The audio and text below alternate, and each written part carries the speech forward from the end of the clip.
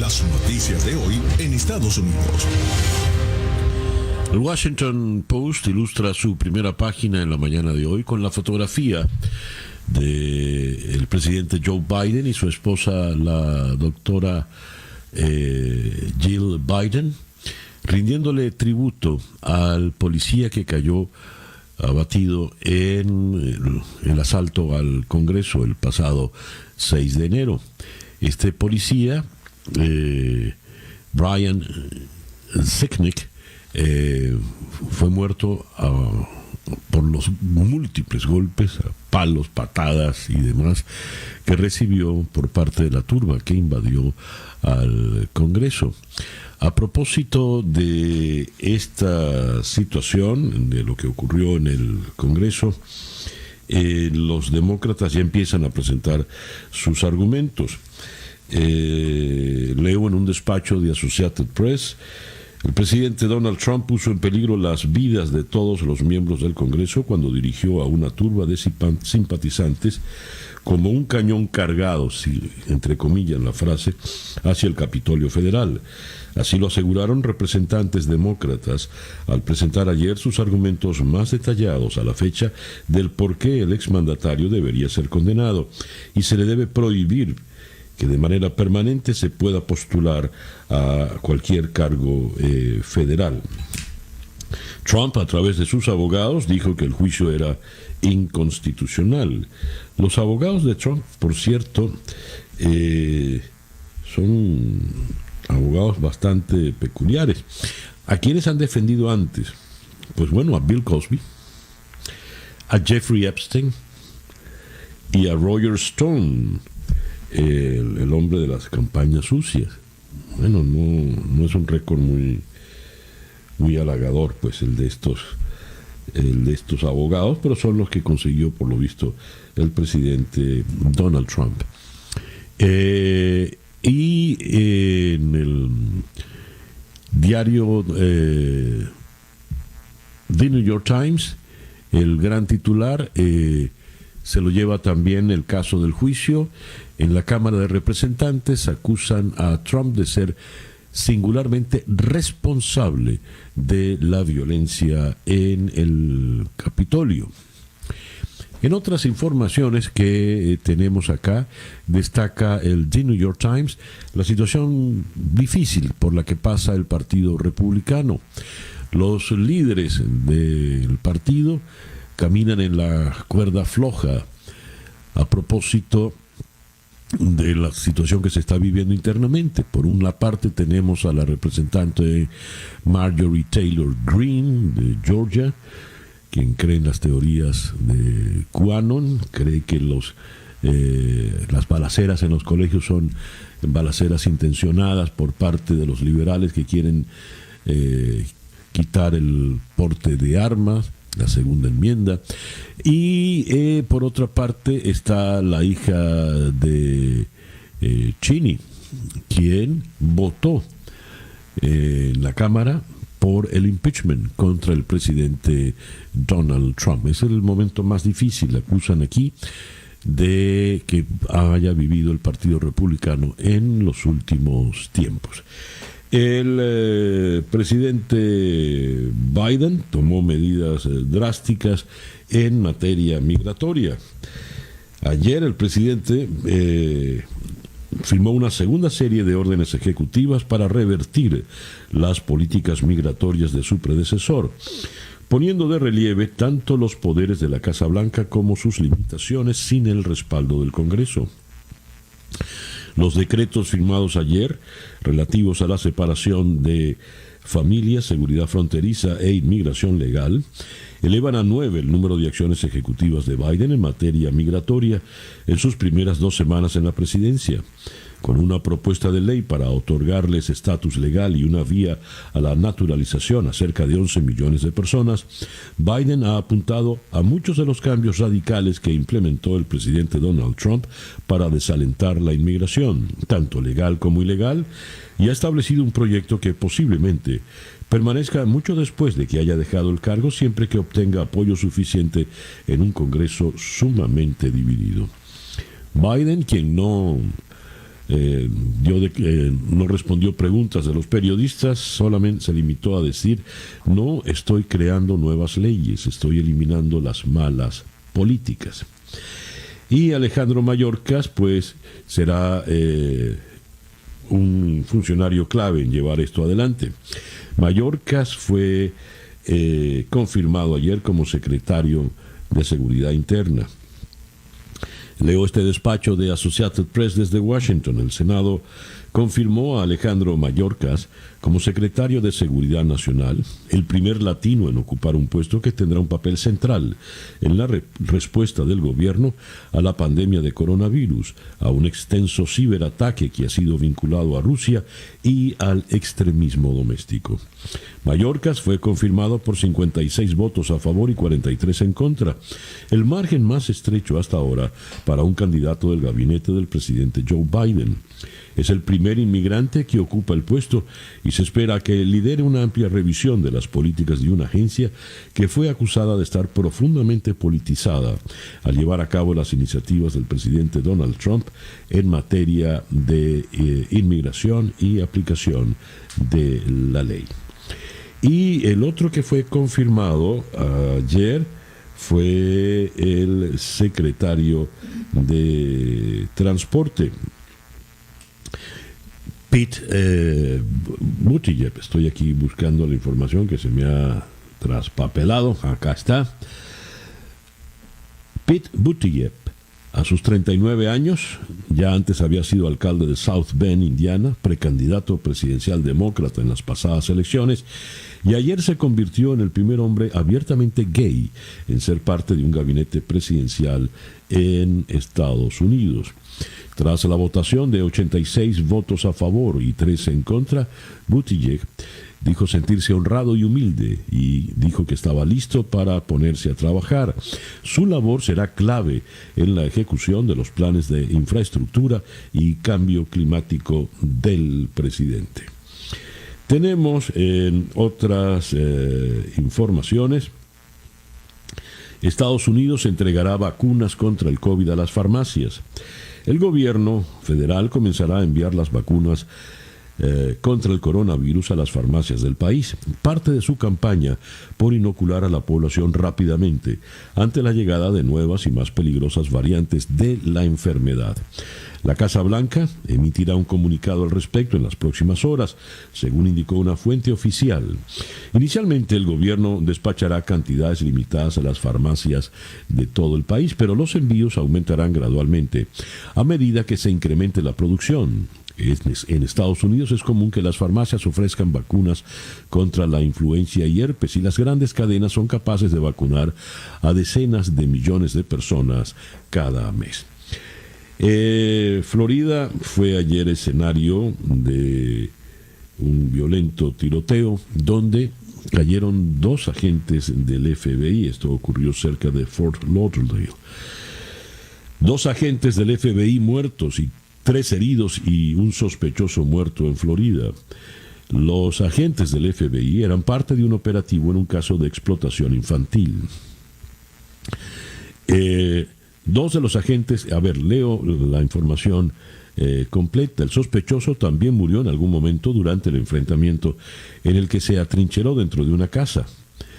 2 de los agentes heridos fueron trasladados a hospitales para recibir tratamiento y se encuentran en condición estable, dijo el agente especial del FBI en Miami, Michael Leverock.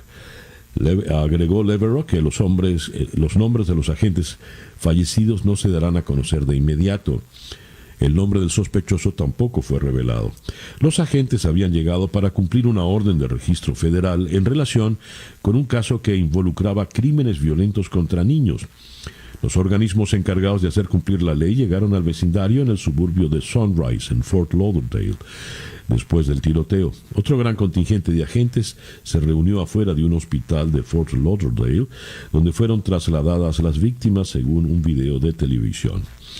El tiroteo ocurrió alrededor de las 6 de la mañana en un barrio de clase media de viviendas unifamiliares, dúplex y edificios de apartamentos. Horas más tarde, la policía de Sunrise instó a los residentes de Water Terrace a permanecer dentro de sus hogares mientras la policía bloqueaba las entradas a la comunidad. Son las 7:18 de la mañana, luego de haber leído para ustedes la información en los Estados Unidos. Estas son las noticias de Venezuela.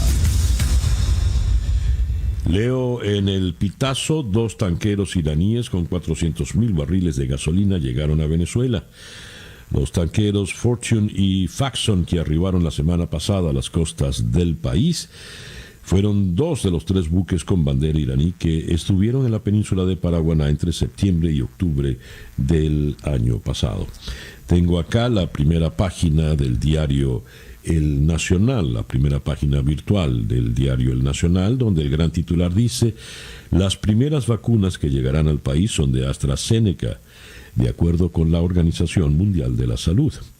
Entre 1.400.000 y 2.400.000 de vacunas arribarán a Venezuela a mediados de febrero, siempre y cuando el régimen de Nicolás Maduro proceda al pago antes del 9 de febrero. Según informó Paolo Baladelli, jefe de la misión de la Organización Panamericana de la Salud.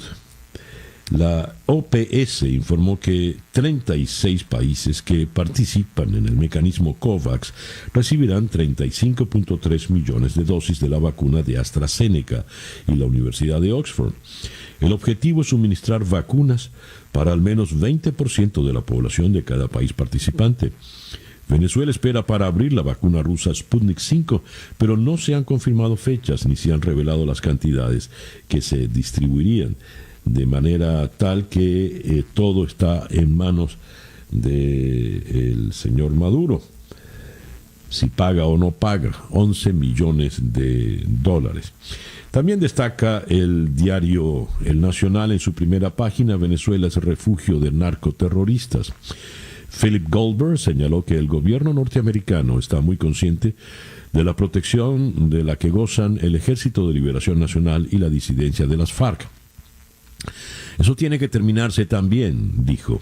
El diplomático dejó claro que Joe Biden no reconocerá a Nicolás Maduro como presidente. Aseguró asimismo que Estados Unidos trabajará para que se den elecciones libres y justas. Explicó que coordinarán aún más esfuerzos con el gobierno de Colombia para atender la crisis humanitaria que vive el país. Goldberg ha sido consistente con su postura desde que llegó al cargo hace un par de años. Ha reiterado que la situación en Venezuela debe cambiar. Roland Carreño cumplió 100 días detenido injustamente. El periodista fue acusado sin pruebas de conspiración, tráfico ilícito de armas y de guerra, tráfico ilícito de armas de guerra y municiones y financiamiento al terrorismo. Se lo llevaron el 26 de octubre del año pasado. Está en la Dirección de Investigaciones de la Policía Nacional Bolivariana en Maripérez. Harina Pan con nueva imagen. La marca rediseñó el empaque con ocasión de celebrar 60 años de harina Pan. Es un empaque bonito. Sigue la figura emblemática de la mujer con su gorrito. En otras informaciones que vienen de Venezuela, Nicolás Maduro acusa a Zuckerberg de abusador por censurar contenido sobre gotas milagrosas. ¿Qué cresta dirían en el Zulia? Según Maduro, Facebook eliminó de su página en esa red social de manera abusiva y dictatorial el video completo del programa del domingo pasado. Pero es que hay que eliminarlo, porque todo lo que usted dijo allí, Maduro, es mentira. Es una burda mentira. Hablando de mentiras, según Delcy Rodríguez, Venezuela es el país con menor desigualdad del continente. Todos están por abajo, van hacia la pobreza extrema en el país. Pues bien, Convías anunció el reinicio del plan Vuelta a la Patria con vuelo desde Ecuador. El vuelo aterrizó en el aeropuerto de Maiquetía la noche de este lunes 1 de febrero. Es el primer vuelo de la aerolínea del Estado venezolano con un permiso especial por ser vuelo de repatriación desde un destino aún no autorizado por el INAC. Con este vuelo, Conviasa anuncia que se reiniciará el plan que desarrolla la Cancillería denominado vuelta a la patria y que estima la realización de 2 o 3 vuelos mensuales en este año. Con eso no se logra mucho que digamos. El reloj indica en este momento las 7:23 de la mañana. Esto es Día a Día. Escuchas Día a Día con César Miguel Rondón.